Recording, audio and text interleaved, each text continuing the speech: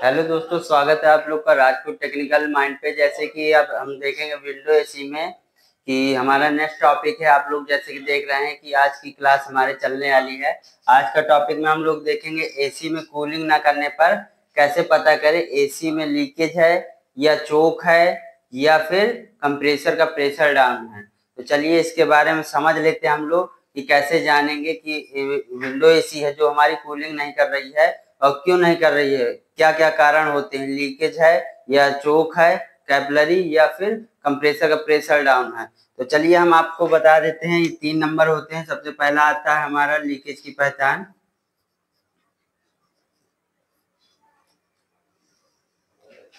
Leakage की पहचान। दूसरा नंबर होता है हमारा चोक, कैपिलरी चोक तो नहीं है। इसके बाद हमारा तीसरा नंबर होता है कंप्रेसर प्रेशर डाउन है कि नहीं। कंप्रेसर प्रेशर कैसे चेक करें।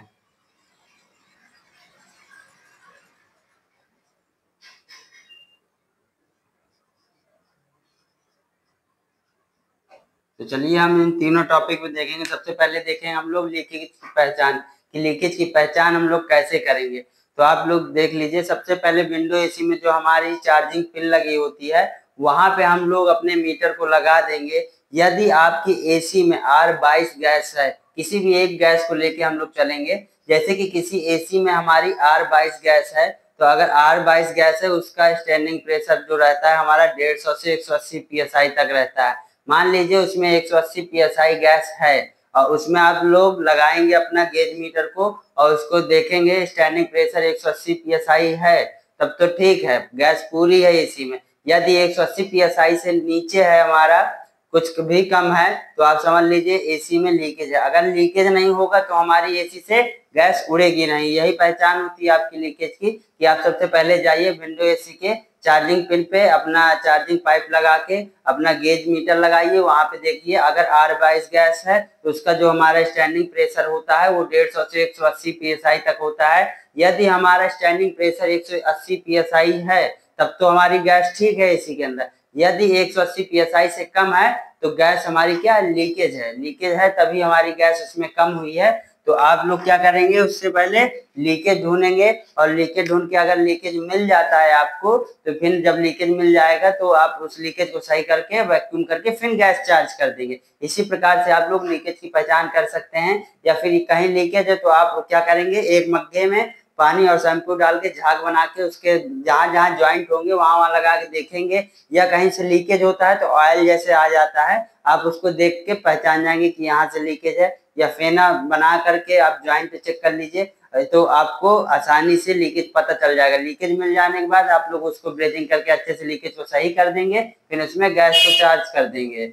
अब हम लोग देखेंगे चोक, एसी चोक। दूसरा नंबर है जो हमारा चोक का। तो चोक में क्या होता है, एसी की कैपिलरी चोक हो जाती है। तो एसी की कैपिलरी कैसे चोक होती है, हमारी एसी कैपिलरी दो प्रकार से चोक होती है। एक ऑयल के वैक्स से होती है और एक कचरा वगैरह आ जाता है तो एसी की जो हमारी कैपिलरी होती है वो चोक हो जाती है। इसकी पहचान आप कैसे करेंगे चोक है कि नहीं है।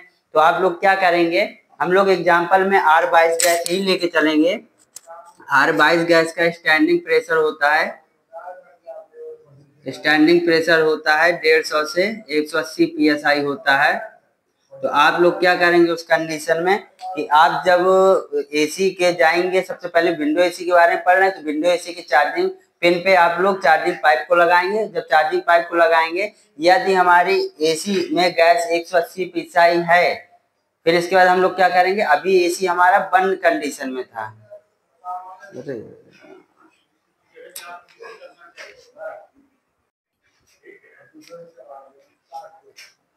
हेलो दोस्तों, स्वागत है आप लोग का राजपूत टेक्निकल माइंड पे। जैसे कि आज हम लोग का सेकेंड दिन है और हम लोग देखेंगे आज की क्लास में कि हमारी जो विंडो एसी होती है, एसी कूलिंग नहीं करने पर कैसे पता करें हमारी एसी में क्या प्रॉब्लम है, एसी में लीकेज है या चोक है या कंप्रेसर का प्रेशर डाउन है। तो आज हमारा टॉपिक क्या रहने वाला है, एसी कूलिंग नहीं कर रही है तो कैसे पता करें कि एसी में लीकेज है या चोक है या कंप्रेसर का प्रेशर डाउन है। तो आप 3 प्रकार से इसकी चेकिंग करेंगे। हम सबसे पहले नंबर देख लेते हैं लीकेज की पहचान। तो लीकेज की पहचान आप लोग कैसे करेंगे? सबसे पहले आप लोग जाएंगे, एसी जो होगा, विंडो एसी के बारे में पढ़ रहे हैं ना, विंडो एसी को आप लोग बंद कर देंगे। एक गैस मान लीजिए एग्जाम्पल में उस एसी के अंदर R22 गैस है, तो हम लोग देखते हैं R22 गैस जो होती है उसका स्टैंडिंग प्रेशर जो होता है, स्टैंडिंग प्रेशर हमारा 150 से 180 psi तक रहता है। 150 से 180 psi तक रहता है। तो हम लोग क्या करेंगे, सबसे पहले एसी बंद है, एसी जब बंद होगी तो जो हमारा विंडो एसी में चार्जिंग पिन लगा होता है वहां पे अपना चार्जिंग पाइप लगा करके गेज मीटर लगा देंगे, और गेज मीटर हमारा लग जाएगा और उसमें देखेंगे कि हमारा जो गैस का प्रेशर है वो कितना है, 150 psi है या 180 psi कितना है। मान लीजिए हमारा एसी बंद कंडीशन में है और उसमें R22 गैस है, तो प्रेशर उसमें हमारा 180 psi बताना चाहिए। यदि किसी कंडीशन में हमारा जो प्रेशर है वो 180 psi से कम बता रहा है, तो उस कंडीशन में हमारा क्या होगा, एसी में लीकेज होगा। एसी में लीकेज होगा क्योंकि लीकेज है तभी गैस कम हुआ। अगर लीकेज नहीं होता तो गैस किसी प्रकार से कम नहीं होती है कभी भी। अगर आपकी गैस कम है तो जाहिर सी बात है कि एसी में आपके लीकेज है। तो सबसे पहले आप लोग लीकेज के ढूंढेंगे। लीकेज ढूंढने के दो तरीके हैं। आप क्या करिए, उस गैस को उड़ा दीजिए, उसमें प्रेशर डालिए, 300 350 psi का प्रेशर डालिए। इसके बाद आप लोग क्या करिए कि एक मग्गे में साबुन और शैम्पू को डाल के, कुछ भी डाल के झाग तैयार कर लीजिए। उसके जहां जहां ज्वाइंट हो उस जगह लगा के चेक करिए। अगर जहां से ज्वाइंट होगा तो बबल्स के रूप में वहां से आएंगे, तो आप लोग वहां पे अच्छे सफाई करके उसकी ब्रेजिंग कर दीजिए, लीकेज सही हो जाएगा।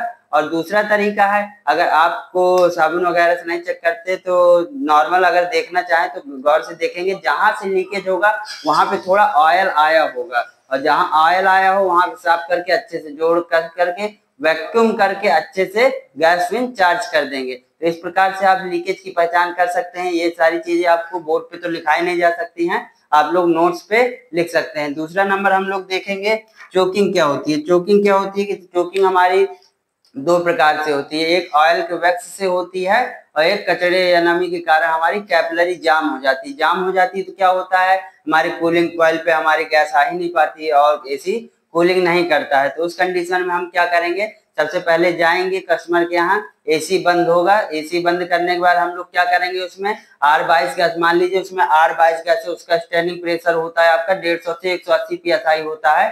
तो स्टैंडिंग प्रेशर आपका 180 psi तक होता है। तो आप लोग क्या करेंगे, उसके चार्जिंग पिन पे अपना चार्जिंग पाइप लगा करके उसमें गेज मीटर लगा देंगे, और जब गेज मीटर लगा देंगे फिर उस कंडीशन में आप क्या करेंगे, अपनी एसी को ऑन कर देंगे।